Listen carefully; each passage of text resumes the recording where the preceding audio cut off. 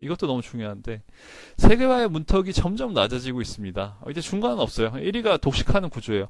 애플이 그냥 뭐 다 독식하는 구조예요. 옛날 같은 경우는 약간 중국에서 삼성이 갤럭시가 한때는 이제 점유율 1위도 했었지만 지금은 뭐 0. 몇 프로잖아요. 그러니까 지금 점유율을 봤을 때는 애플이 압도적이고요. 이미 유럽이랑 일본 같은 경우는 일본은 특히 뭐 90%가 아이폰 쓰고 있죠. 중국 같은 경우도 갤럭시 같은 경우 0. 몇 프로고 뭐 2, 3위 기업들이 다 중국 기업이고요. 네. 그래서 1위가 더 독식하는 구조고 이제 2, 3위는 뭐 3위, 4위만 돼도 이제 LG처럼 될 수밖에 없겠죠. 미국 월간 앱 다운로드 순위 1위가 중국의 테무라고 되어 있는데 이 테무가 뭐냐면 중국의 알리바바랑 비슷한 회사인데 그 핀떠떠 발음이 좀 어렵네요.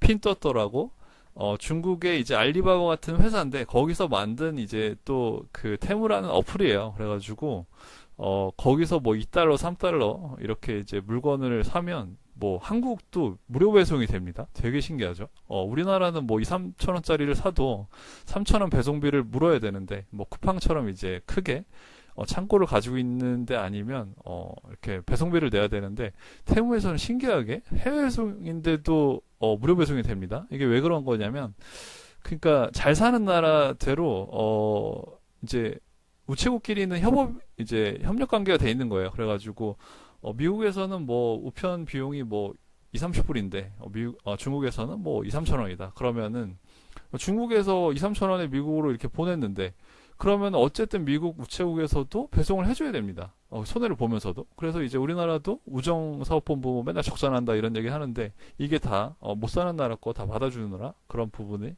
크게 일조했다는 부분이 있습니다. 그리고 알리바바 이제 5일 배송으로 공산품의 국경이 없어집니다. 저는 이 직구 같은 거를 한 10년 전에 해봤는데, 그러니까 직구라는 개념 자체가 없을 때 직구를 해봤거든요. 중국에서. 그때만 해도 이제 뭐 아마존, 뭐 라쿠텐 이런 데에서는 좀 했지만, 그 알리바바 아니면 타오바오죠. 타오바 같은 데서는 이제 거의 직구하시는 분들이 없었는데, 그때 이제 사면서 느낀 게, 우리나라에서 샀던 그 제품 가격이 다 이제 내가 속은 거였구나. 뭐 그런 생각이 들었습니다. 그런 만큼 지금은 더 그렇죠. 그렇기 때문에 이제 미국 사람들이 이제 아마존에서 물론 많이 쓰기도 하겠지만 이제 중국의 테무 같은 데서 공산품들은 이제 많이 살 거다. 뭐 10,000원 이하의 제품들을 무료 배송으로 5일로 받을 수 있으니까요. 그래서 알리바바도 그렇고 핀터떠도 그렇고 되게 이 세계 시장의 그런 공산품 시장을 위협하고 있다는 점도 알아주시면 좋을 것 같습니다. 그래서 국내 뭐 소매하는 사람들의 입지도 되게 어려울 거예요. 뭐 스마트 스토어 하시는 분들 이런 분들의 입지가 어려우실 것 같습니다. 뭐 몇 년 전만 해도 좋았지만 지금은 뭐 스마트 스토어로 월천 본다 다 웃기는 소리입니다. 네. 네, 그럼 무슨 주식을 사야 될까? 결론은 세계 1등주와 현재 시장 주도주를 사야 됩니다. 현재 1등 당연히 애플이죠. 사이클 따윈 없습니다. 그리고 세계 1등을 이제 역사적으로 봤을 때 옛날에는 석유회사가 다 주름 잡고 있었잖아요. 그래가지고 앱슨모빌이 1위였고요. 한 10년 동안. 그 뒤에는 이제 마이크로소프트가 압도적으로 1위였죠. 마이크로소프트는 조금 그런 게 이제 윈도우 3.1 막 이런 게 약간 그 맥의 카피캣이다. 약간 그런 걸 이제 빨리 보급해가지고 부자가 됐다. 약간 빌 게이츠가 뭐 그렇게 얘기하는데 뭐 어쨌든 잘 보급화 시켜서 잘 안착시킨 것도 능력이죠. 그래서 마이크로소프트가 압도적으로 10년 동안 그래서 맨날 부자 순위 보면 맨날 뭐 빌 게이츠 1위, 뭐 2위 워렌 버핏 딱 그렇게만 거의 바뀌지 않고 그랬었는데 지금은 바뀌었죠. 이제 애플로.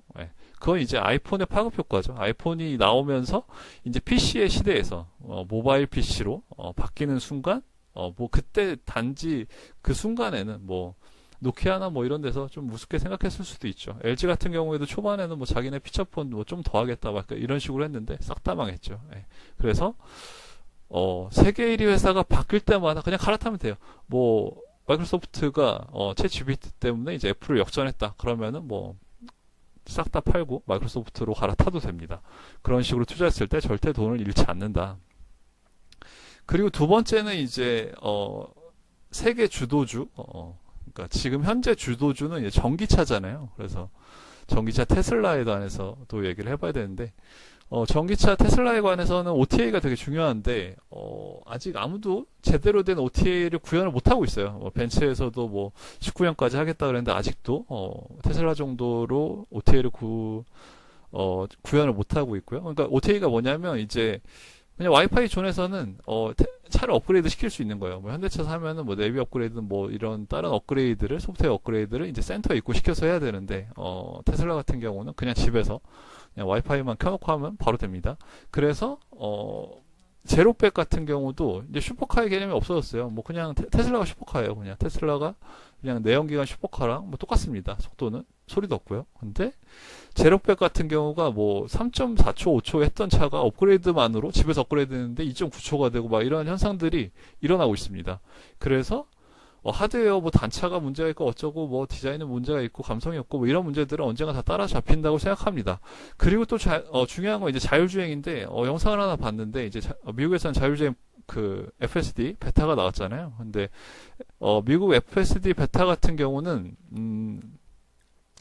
그 40분 거리 이제 30km 거리를 운전자가 지금 딱 한 번 정도 개입하고 그냥 스무스하게 도착합니다. 뭐 그렇기 때문에 이제 그리고 지금 중국 준비하고 있거든요. 그래서 여기 중국과 테슬라의 관계에서도 좀 얘기해 드릴 게 많은데 그런 리스크를 걱정을 하세요. 뭐 애플이나 테슬라가 이제 중국에서는 조금 그런 이제 이렇게 규제 같은 거 그런 것 때문에 이제 좀 성장 못하지 않을까 그런 거 걱정하는데 전혀 걱정할 필요가 없는 게 만약에 이제 중국 정부에서 이제 이 애플 테슬라마저 이제 그 등을 돌리게 된다면 다른 어떤 회사도 중국에서 사업할 사람들이 없어요. 지금 뭐 삼성도 지금 많이 공장들이 나오고 있고요. 중국에서부터 탈중국 많이 하고 있잖아요. 뭐 옛날에 사드 때문에 우리나라 기업 웬만한 기업 다 나왔는데 피해도 엄청 컸고요. 뭐 현대차도 지금 뭐 지지부진하고 있고요. 하지만 애플 테슬라만큼은 쉽사리 이렇게 내치기 어렵다. 이렇게 생각을 합니다.